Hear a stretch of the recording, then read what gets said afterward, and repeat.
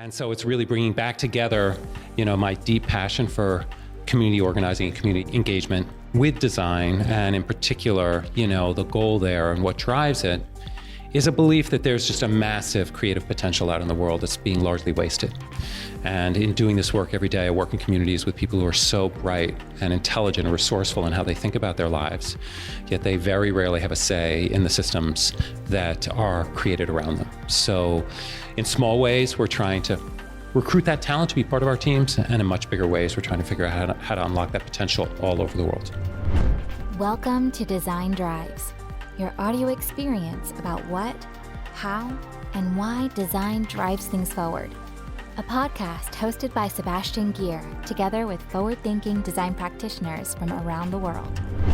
In this special episode, I got the chance to talk to Robert Fabricant, co-founder and partner of Dalberg Design, author of the book Userfriendly, as well as a board member of Fabricant Foundation. Formerly, he was a fellow and VP of Creative at Frog in New York for many years. It was really an outstanding opportunity to learn from Robert after a long conference day at Interaction 20 in Milan, where we recorded the episode. One of his perspectives is design is a privilege, which is such a great way to look at the responsibility and the urge to use the capacity that we have in a positive way. Robert is driving the role of design in social impact, and it's fascinating to hear how he and Dalberg Design empowering people to shape and design systems and be part of the process in many parts of the world like India and Africa, fundamentally empowering people to be part of designing the systems they are living in. We also touch on his book User-Friendly and some of the key messages, the future of interaction design, and what he thinks are key challenges in the future and how design can be part of contributing in solving these problems. So I hope you enjoy the episode. So I'm here with Robert Fabricant at Interaction 20. You co-founded Dalberg Design. You also got quite a bit of history with Frog, leading some of the efforts there. And you're also an author of a book that's called User-Friendly, which came out in November, which a lot of design peers tell me it's an amazing book. So we're going to dive into that a little bit. And we're going to talk also about your journey, about your view on intersection of design and technology, and then also talking a little bit around the impact of design and where you see things going. So maybe for the people who don't know you, could you give them a brief introduction about your journey and your drive behind what you're doing? Yeah, absolutely. One of the things I tell people is that somehow when I was a kid, all the mentors that I knew, friends of my parents that I seemed to kind of admire the most, had very kind of circuitous journeys through their life and their work and their careers. It wasn't a straight line, and mine has never been one. So I consider what I do right now my fourth career. It's been a pleasure to reinvent myself pretty regularly. And I actually started out working in community organizing and civic engagement when I got out of university. I had been exposed to design. I was always one of those creative kids. I drew, I sketched. But at the time, I was lucky growing up in New York. I was exposed a bit to design studios. The most famous maybe being Chermayeff and Geismar, a very well-known brand and identity studio. Mm-hmm. But I got out of school and I wanted to get my hands dirty in the real world. So I did some community organizing. I was a painter. And I got back into design in part because as a painter, I was using a lot of technology tools, was starting to manipulate images. This is in the early 90s. And I just got fascinated with the tools themselves. And I thought, at the time it seemed to me science fiction that you could get hired to actually design those tools and think through kind of how they were organized, how they behaved, and how they opened up new possibilities for people.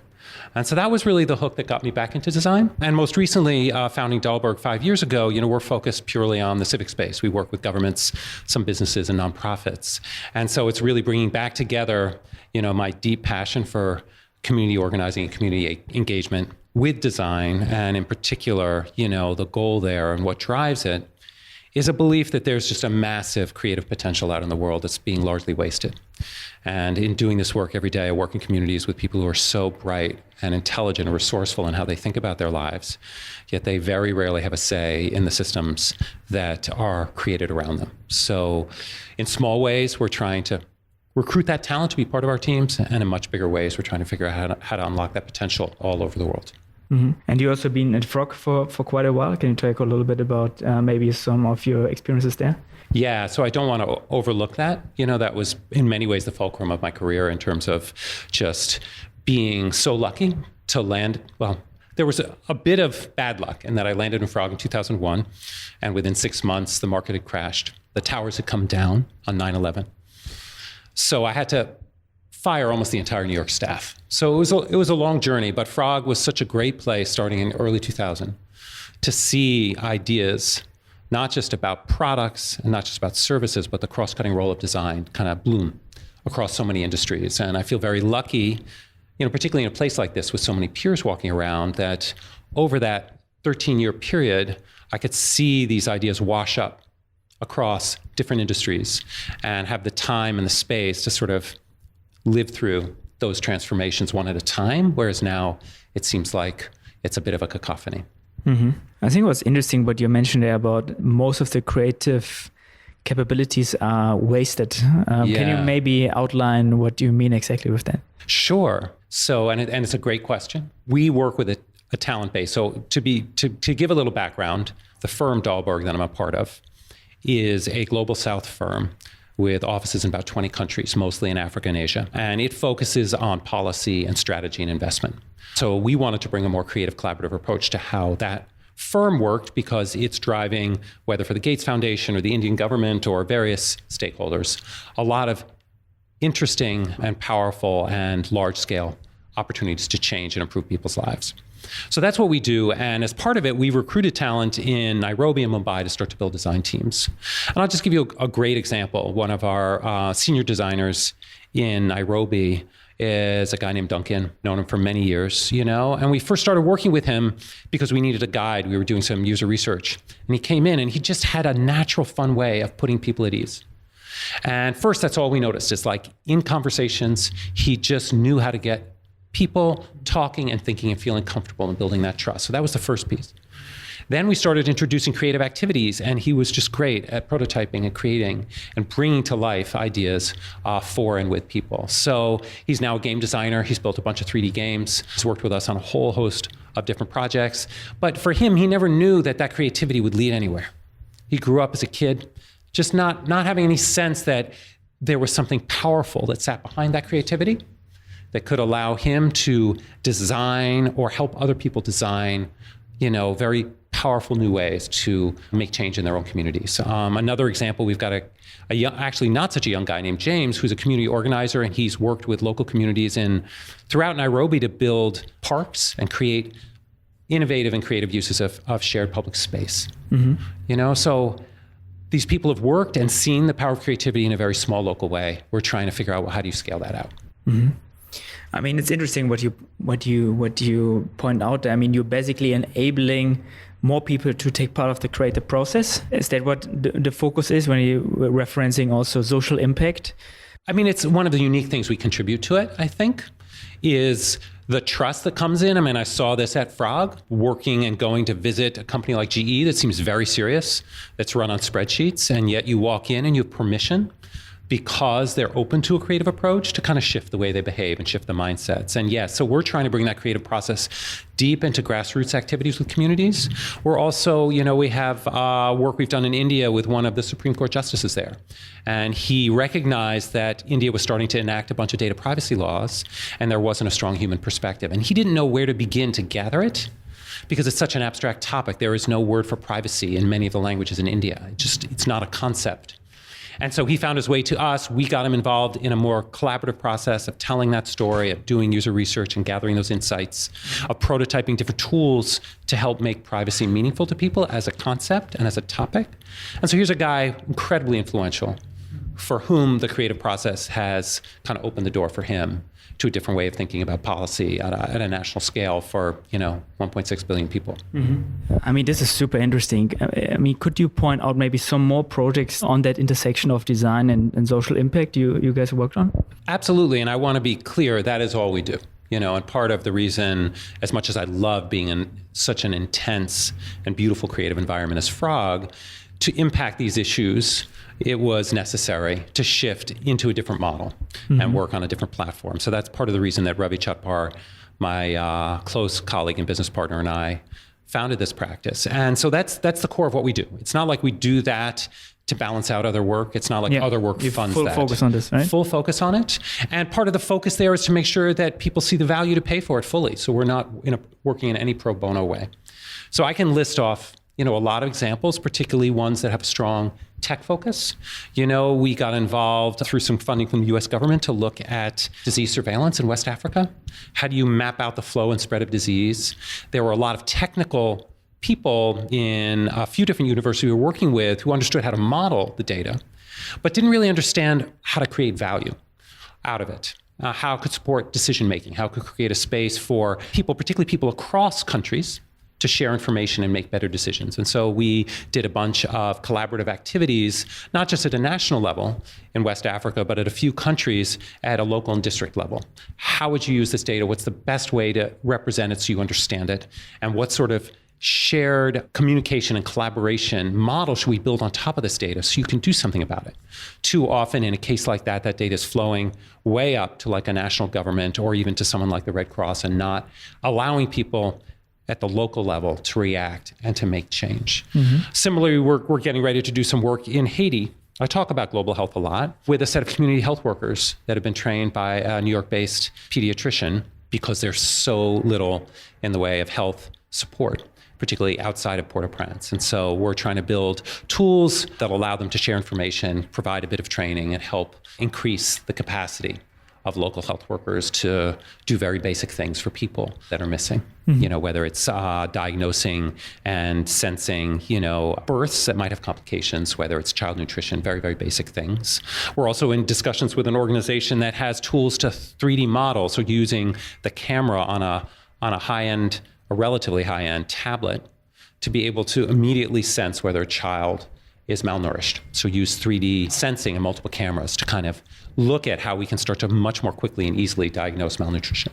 Mm-hmm. Super interesting. So you mentioned Africa, but where most of your projects are happening?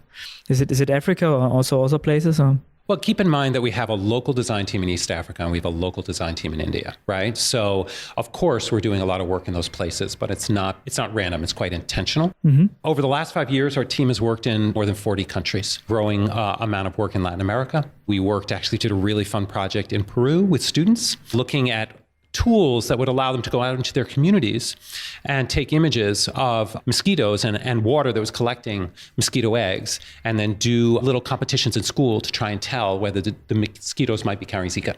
So it created a little app that will allow them to sort of participate in this game, earn rewards, and all of that stuff. So things are happening everywhere. We recently did a project in the US looking at the use of technology amongst aging Americans and how to better support financial decision-making and access to financial information for long-term planning for people who are over 50. So, the needs are everywhere. And that's part of what we love about the work, part of what we find very humbling.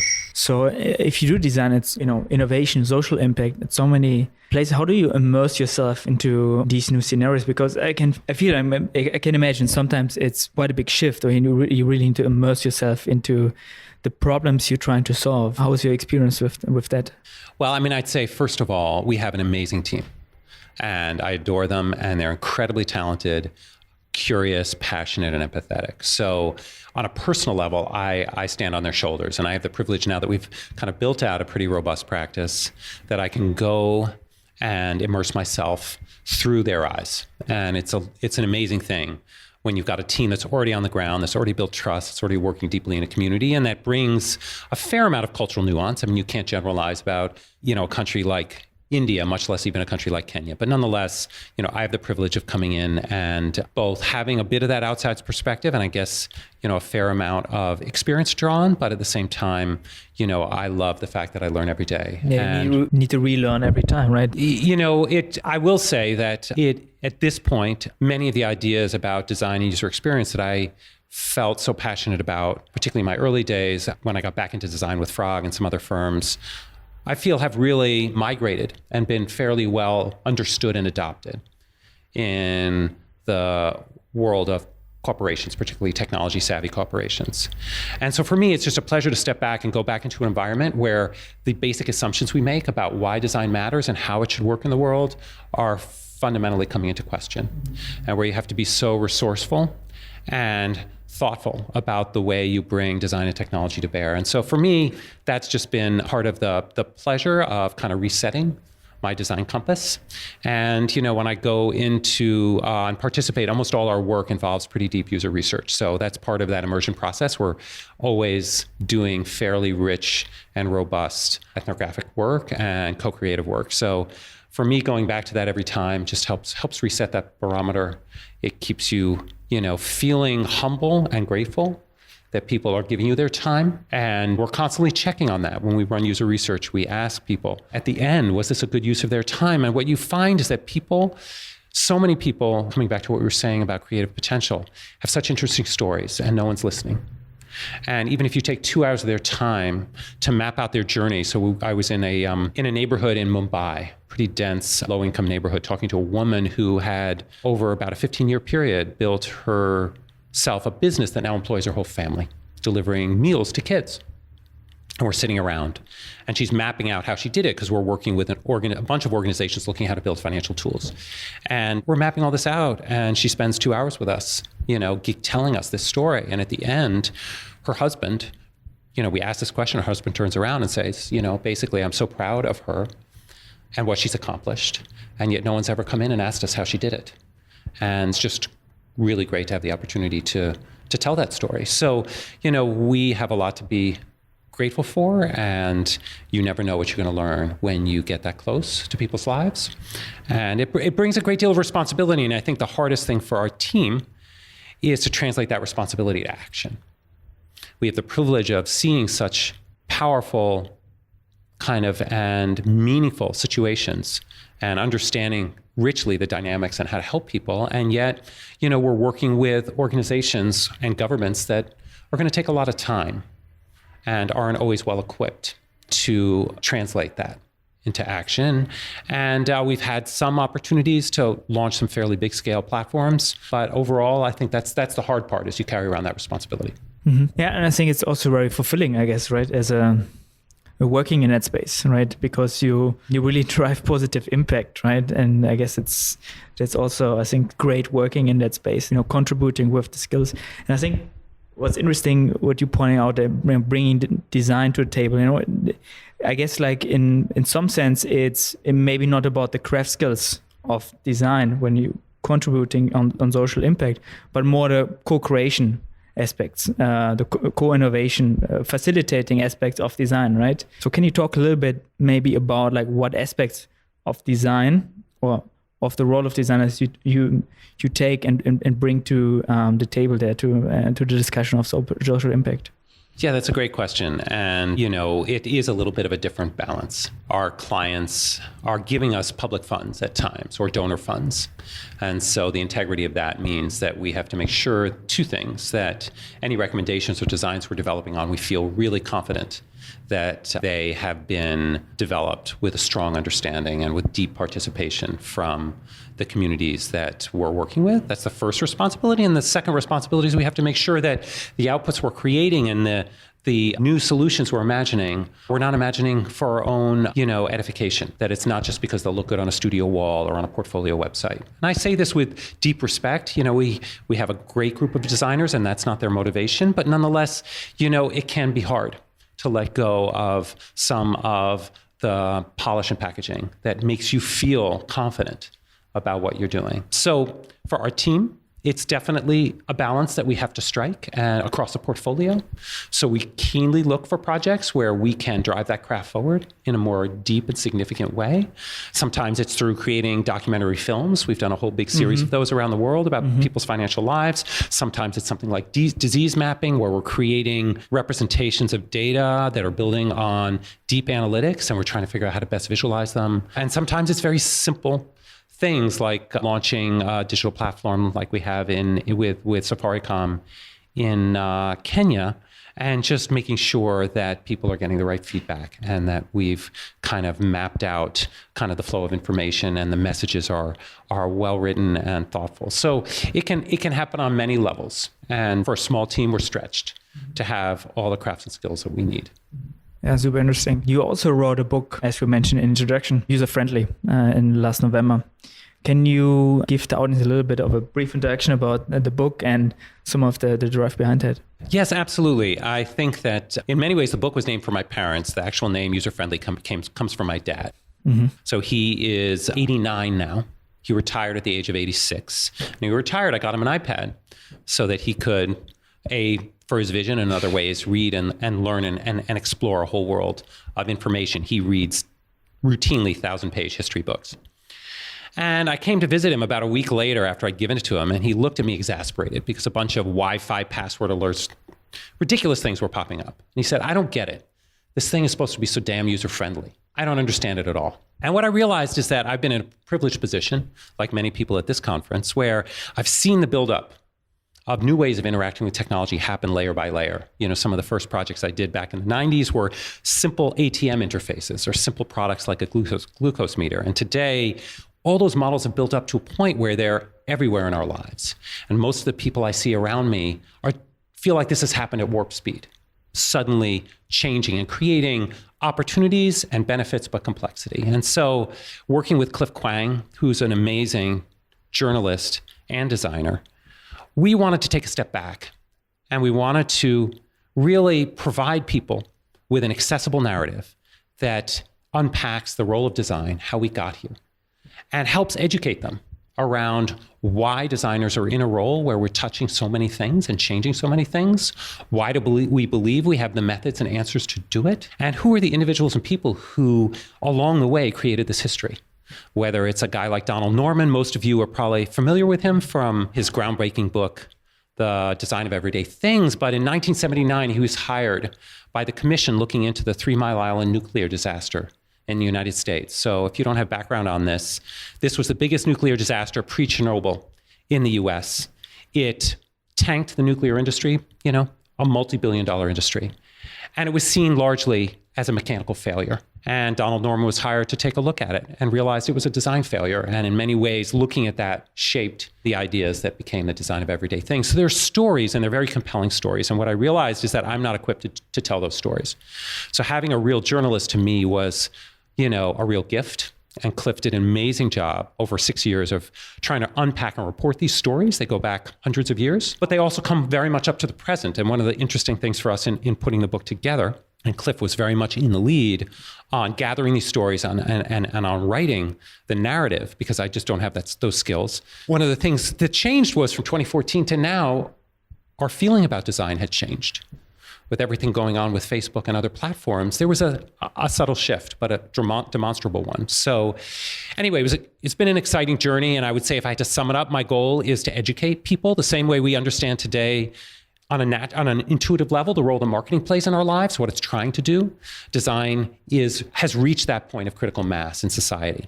And so that's the purpose of the book. So it's a combination of deep storytelling to unpack those concepts, great characters, bit of history, and then a front row seat in how the design process is playing out today, whether in mobility with firms like Audi, whether in the design of something like the Facebook like button, or a whole chapter, you know, devoted to Disney and Carnival Cruises and the augmentations they're making to the passenger experience. Mm-hmm. Are these projects you're referencing, the projects you worked on yourself, or maybe also referencing from stories and maybe other books and so on?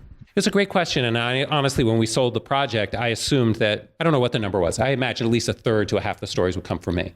And the answer to that is no, they're not my stories. Other than a few. I mean, they're called out and you'll see it.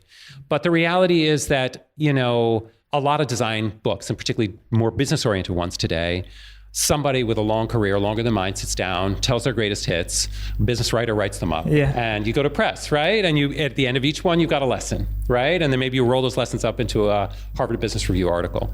The reality is Cliff took a look at those stories, and all he wanted was great characters. He wanted to be on the front seat of the narrative. And when I looked at the work I'd done the last 10, 15 years, I didn't know how to get him and embed him in those narratives directly. So, you know, I think that that's part of what really led to the journey of the book. Is I was aware of some of the historical stories, and I think each not each, but many designers I know, we've assembled our own narrative of how we got here.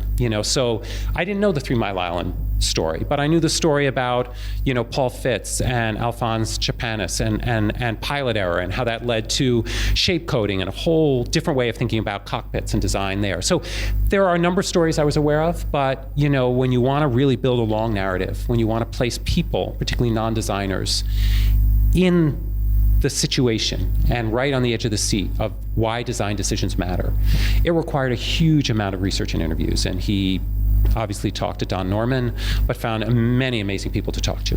And so it's really first-person reporting that he did that I think makes this book, is why I'm proud of the book, even though it's not my hands and ears that did that work, but I also think makes it a unique asset for designers. And at the end of the day, if you're doing this sort of design and you want to explain it to your parents and you've tried about a dozen times, like we all have, give them this damn book.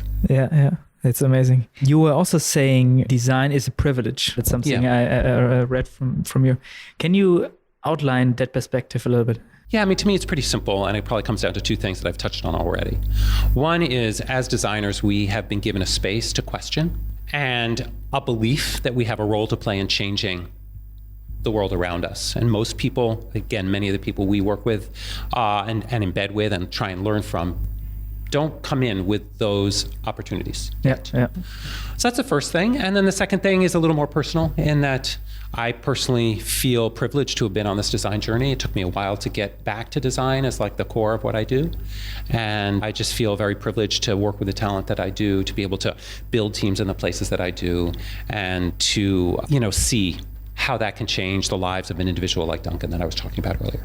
Mm-hmm. Yeah, I think it ties back to what you said earlier about driving social impact, right, and enabling people to take part of that privilege in a way, right? Yeah. Maybe talking a little bit, since we're here at Interaction 20, you touched on a little bit already on user experience design, but if you look into the future of interaction design, what do you think are the important topics moving forward? That's also a great question, and being here, is great in that it allows you to reflect on that question. I think that there's a little bit, I perceive, having been here for the last couple of days, a little bit of a divergence happening, where you've got a lot of the focus of design looking and sort of oriented towards trying to predict a future. And I think the models that sit under it and the assumptions are a bit, I would use the word techno-determinist. They're very mechanical. The way AI will work, the way self-driving cars will work, automation will work. We see very mechanical behavioral models sitting behind all that. And we're projecting a future in which we're trying to choreograph that. And I understand where that instinct comes from, but I have, as an optimist, faith that the world is not going to play out in such a mechanical way. And the way we think those technologies will play out and the reality of how they get absorbed into human life and human existence will be different. On the flip side, I see so many areas where some of the basic principles of design, of making particularly civil society and government services and all those things flexible and adaptive, we have so far to go. And that's the train I'm on, with some exceptions. I feel like we have so much potential to learn, to build truly powerful social systems that are tech and design enabled. So for me, that's still a long mission. And I'm in it for the long game. Something that's interesting, I think, also coming up as a topic more and more, I think you pointed out when you were talking about social impact, is the responsibility, the whole topic about responsibility, about ethics, and about the outcome more than the output of design. And I think this conversation is happening at the same time. There's a conversation happening about the value of design on business, right? And designers having a seat on the table, etc. And I feel like these two conversations point to different futures almost. Is that something you're also seeing, or maybe you have a point of view on that? No, I do agree that these two conversations are happening. I'm hopeful that they're starting to come together, that as designers and design has a more powerful voice in organizations and businesses, that we won't just accept that humanizing the way businesses work and the use of technology is sufficient. And I think that there are deeper ethical issues that I don't think we're that well prepared for yet. I think it just takes time. to work at that scale and to live through what we've lived through the last 10 years in terms of, I would say, many of the unintended consequences of our work. So many of the folks that I know in leadership positions in organizations who are creatives, I think are starting to grapple with that responsibility. I'd like to see more of that in government as well. And it doesn't need to be designers, but bringing a design ethos into government and policy is a big objective of ours. Mm-hmm. When you're pointing this out, what do you think designers need to be equipped with, or need to learn? How do designers need to be or need to evolve in terms of taking part of exactly that conversation? What do you think is missing? That's also a really good question, and I see so much potential in so many of the designers that I work with. Yet at times it's hard for me, having been on this wandering journey for the last 35 years. Every day, folks come in our door, young designers who have the right desires and aspirations for their work, who want to build their work around the right values, but they don't have the right amount of lived experience. They haven't been out in the world, and they haven't been humbled by the challenges of working, particularly in the spaces we work in, and seeing how hard it is to take products, services into those environments. So in many ways, I feel like it's a great moment in that I think so many designers are thinking this way. I think at the same time, there's just a lot of humility and life experience that's often lacking. And it's a struggle for me to try and figure out, well, how do you help designers bridge that, but also have the patience and humility to recognize that it's going to take time. And, for me, it's been, like I said, a really long journey. What I will say is that we're very interested in this, what I see as perhaps the next sort of wave of skills that I think designers will need to consider. And that's things like community organizing, conflict resolution, mediation. We see ourselves, I go to these conferences, and whatever the topic is, everyone's talking about the designer as a translator, as a bridge, as someone who brings the human voice and balances that with other technical or business constraints. And the truth is, you're mediating conversations, and there's a lot of art and craft to things like that we've never really pulled into our profession. So I'm trying to figure out what all that looks like within the small practice that we have. But I would say for designers that I work with, putting yourself in the situations that are going to be the most humbling, where you have the most to learn and the greatest opportunity to have very hands-on interaction with communities and people different than you. I think all of that is for the good. Super interesting. Maybe as a last question, wrap it up. I mean, you talked about bringing design to the topic of social impact. You were also mentioning government. What are other verticals or other domains or other areas where you feel like design is, maybe not designers, but design ethos you were referencing, most underrepresented, or maybe areas where you hope design will take more part in the conversation? There are a couple of things that are on my mind right now, but I think it's a long list, is the bottom line. I think there's so many areas where design is yet to really fully explore and have an impact. A lot of the things I think about, because the things I work on, they're long cycle problems, and they're going to take a long time to create the kind of change that we hope for. So it has me thinking about the opportunities to work on longer timeframes. And there are two areas where it's coming up for us right now. One is around policy. So bringing designers in to help prototype policy, to help make the process of setting and designing policy more responsive. That'd be one example. And we're doing it in a few areas like data privacy, but not enough and not a lot. And then the second would be infrastructure and urban scale questions. And there too, there's a little bit of a gap still in the meeting ground between the kind of community-based engagement that urban planners and architects do that goes into that kind of long-term planning and the kind that we do as designers. And there are a few firms like Mass Design that are starting to fill that gap. So that's another area I'd be super excited to see design have greater voice and impact in. I think we need to wrap it up because of time. But yeah, thank you so much for sharing this. I think it's amazing to see what you're doing on a social impact forefront and really bringing design to the table there. So yeah, thank you so much for sharing this. And I hope this inspires a lot of designers to also go into such a topic. So yeah, well, thank you. And it's great to be able to bring these topics to your audience, and reflect, particularly here at Interaction 20. On how they might be inspiring to a new generation of designers. Yeah, thank you. That was the episode. If you want to give us feedback on the podcast, have something to contribute to the next episode, or just want to get in touch, feel free to connect with us either on Facebook, Twitter, Instagram messages, or simply via the designdrives.org website. We love to hear from you.